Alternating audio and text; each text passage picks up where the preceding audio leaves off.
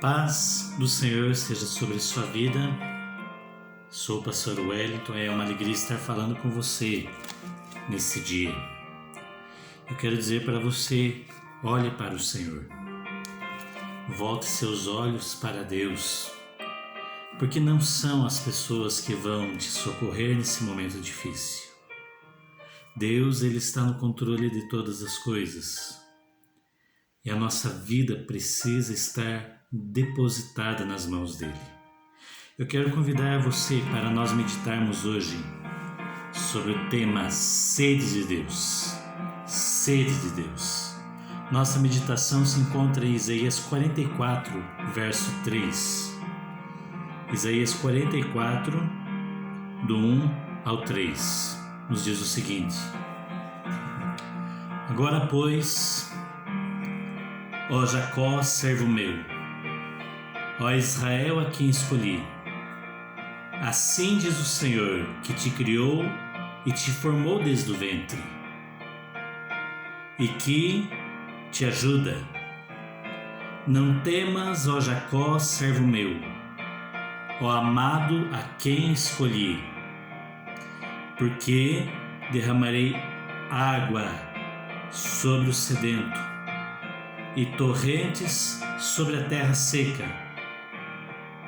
Derramarei o meu espírito sobre a tua posteridade e a minha bênção sobre os teus descendentes. Aleluia!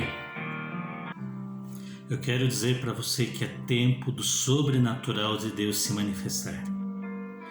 Quando nós estamos bem, com as nossas coisas em dia, quando as nossas coisas estão em ordem, nossas finanças estão tudo bem, quando o país anda bem, quando o mundo está bem, qual é a tendência das pessoas?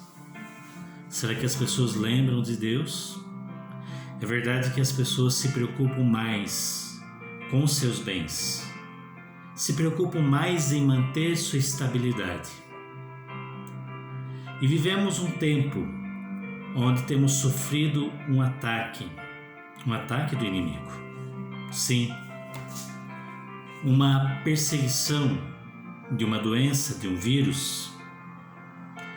Alguns pensam que é uma guerra biológica, outros chegam a dizer que já é a Terceira Guerra Mundial.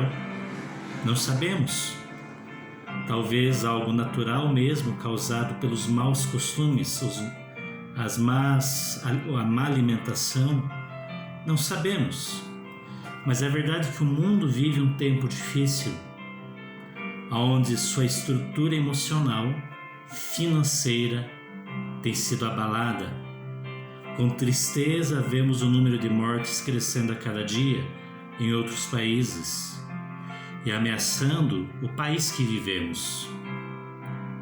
Surge então a pergunta: se todas as coisas cooperam para o bem daqueles que amam a Deus, por que estamos passando por um momento tão difícil? Na verdade, Deus está nos esperando com que nos levantemos, com que venhamos a reagir. E reagir é nos posicionarmos em oração. Quando as coisas não estão bem, Deus está nos convidando a voltarmos os nossos olhos para Ele e a declararmos nossa dependência do seu poder e do seu socorro. Quando lemos a história bíblica, vemos, por exemplo, o povo de Israel quando cresceu no Egito, aquele povo, e estava cativo no Egito. Por que cativo? Eles chegaram como livres e se tornaram presos ao passar de 400 anos. Faraó oprimia o povo. Mas o que aconteceu quando o povo estava sendo oprimido? Eles clamaram ao Senhor e o Senhor enviou um libertador, Moisés.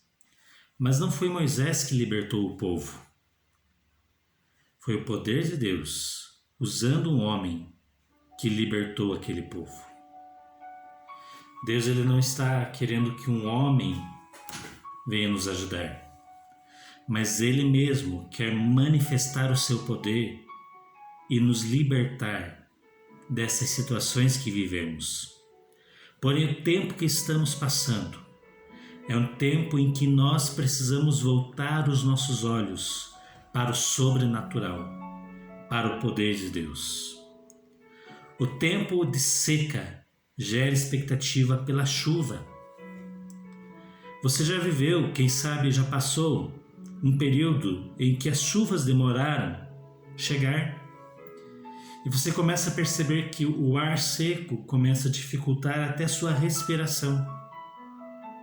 E quando no Paraná, por exemplo, onde vivo, 20 dias as pessoas já começam a lamentar, dizer, cadê a chuva? Porque aqui costuma chover regularmente. Mas quando passa 20 dias, 30 dias, 40 dias ou 2 meses, as pessoas já começam a orar e a pedir, Senhor, manda-nos chuva, precisamos de chuva. Porque a seca ela gera uma expectativa para a chuva. Assim como a sede é um sinal de desidratação no nosso corpo, gera uma expectativa para nos enchermos de água, nos bebermos água.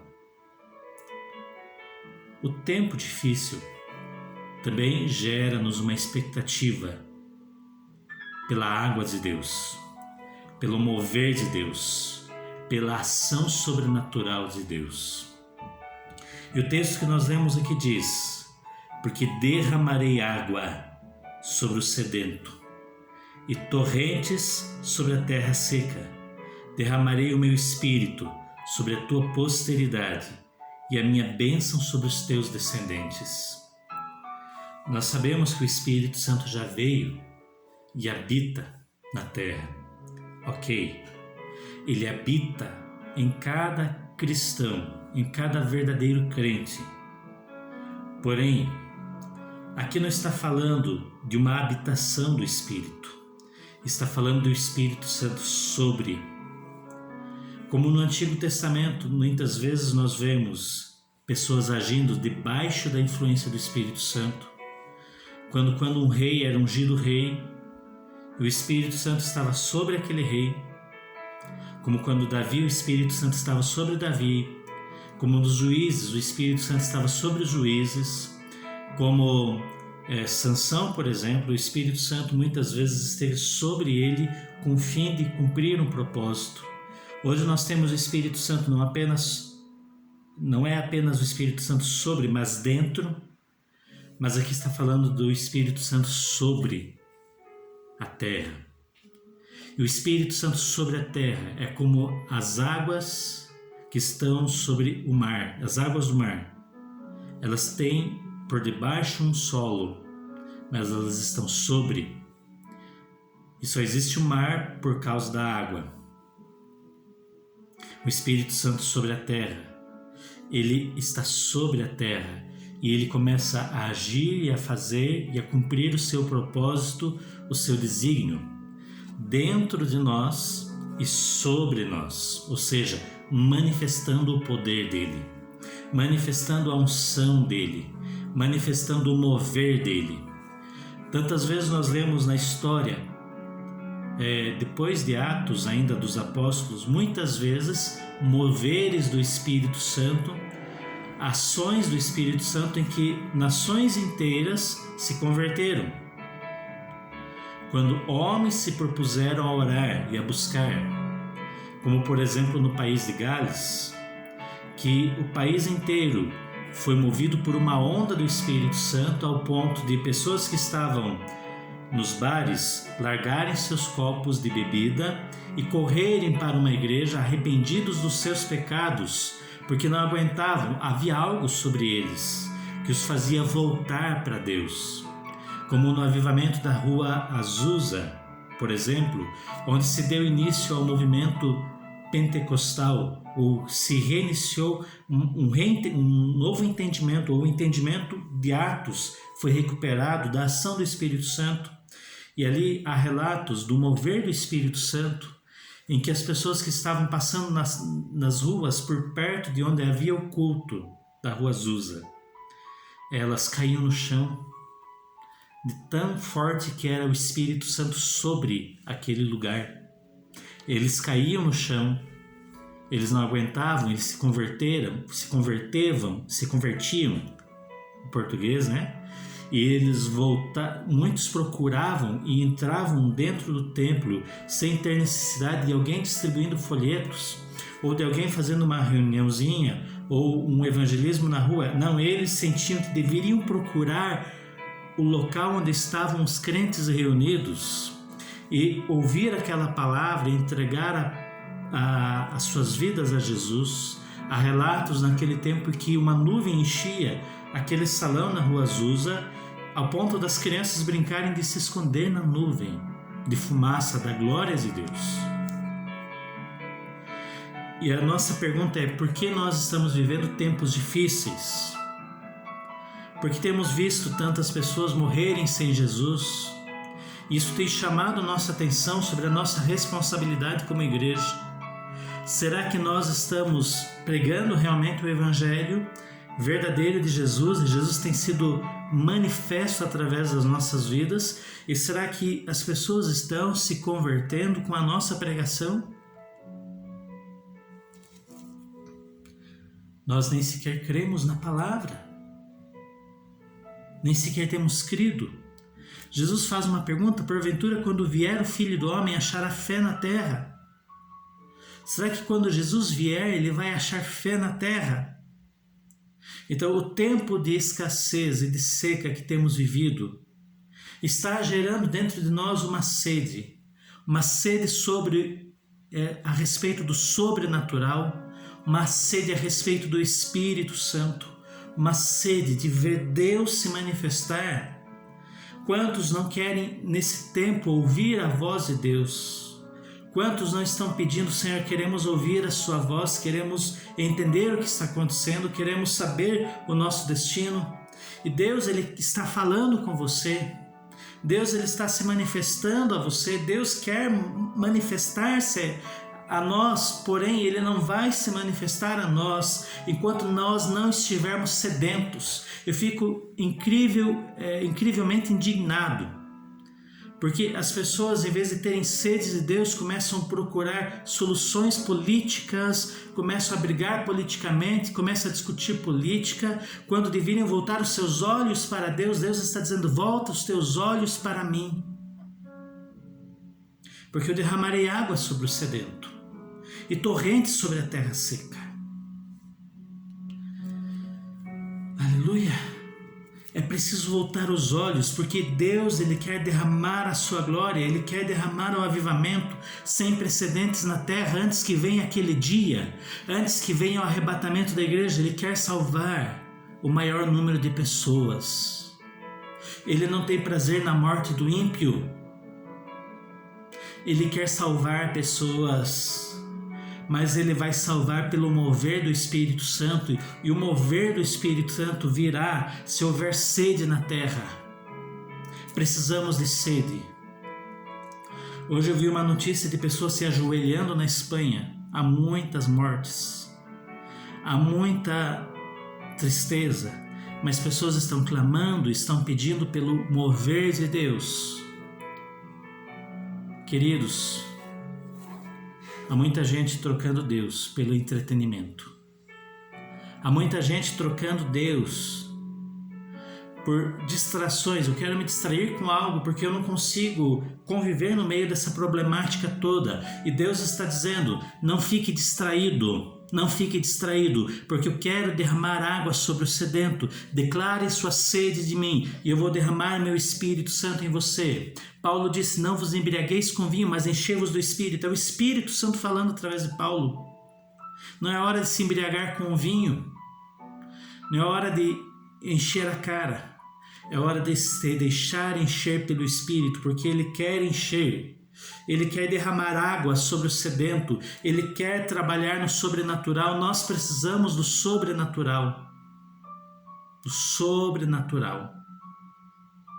E é o sobrenatural de Deus que vai mudar essas situações. Veja, o texto que nós lemos hoje, em Isaías 44, fala sobre o derramamento do Espírito Santo sobre os gentios e sobre os judeus. É um derramamento que começa em Atos, mas vai até os dias da volta de Jesus. Agora veja em 1 Coríntios 10, 4, que Paulo diz. Primeira carta de Paulo aos Coríntios, capítulo 10, verso 4. Vamos juntos? 1 Coríntios 10, 4. Aleluia. Que o Espírito Santo faça essa palavra ser ouvida até os confins da terra. 1 Coríntios 10, 4. Veja, verso 10, verso 3 e 4. Capítulo 10, verso 3 e 4. Todos eles comeram de um só manjar espiritual e beberam da mesma fonte espiritual, porque bebiam de uma pedra espiritual que os seguia. E a pedra era Cristo. E a pedra era Cristo. Entretanto, Deus não se agradou da maioria deles, razão porque ficaram prostrados no deserto. Paulo fala do povo de Israel lá no deserto, quando eles saíram do Egito, como eu falei no começo, quando Deus os tirou do Egito, usando o líder Moisés, mas pelo poder dele, e eles estavam no deserto. E no deserto eles beberam de uma pedra espiritual. Não havia água no deserto, mas havia uma pedra, a qual vertia água. E aqui diz que essa pedra era Cristo. Quem era essa pedra? Cristo. Havia um tipo ali de Jesus, e bebiam de uma água que fluía dali. Essa água lhes saciava a sede. Agora Jesus diz em João 7, do 37 ao 39, quando os judeus comemoravam isso. Havia na época de Jesus, como até hoje há em Israel, uma festa chamada Festa dos Tabernáculos. E essa pedra lá no deserto, ela ficava no alto, e as pessoas poderiam beber dela. E aí Jesus disse assim, quando eles estavam comemorando, no dia em que eles estavam comemorando o fato da provisão de água no deserto. Veja que interessante. Jesus disse assim, se alguém tem sede, venha a mim e beba. Quem crer em mim, como diz a Escritura, do seu interior fluirão rios de água viva. Ele disse, se alguém tem sede, venha a mim e beba. Ir a quem? A Jesus. Porque Jesus era aquela mesma rocha, agora Jesus estava em carne. Mas Jesus estava fluindo água ali, na festa dos tabernáculos? Não. Aí o evangelista João explica em João 7,39. Isto ele disse, com respeito ao Espírito Santo que haviam de receber os que nele crescem. Porque o Espírito Santo até aquele momento não fora dado, porque Jesus não havia sido ainda glorificado. Jesus disse, se alguém tem sede, venha a mim e beba. João entendeu isso depois, quando o Espírito Santo veio lá em Atos.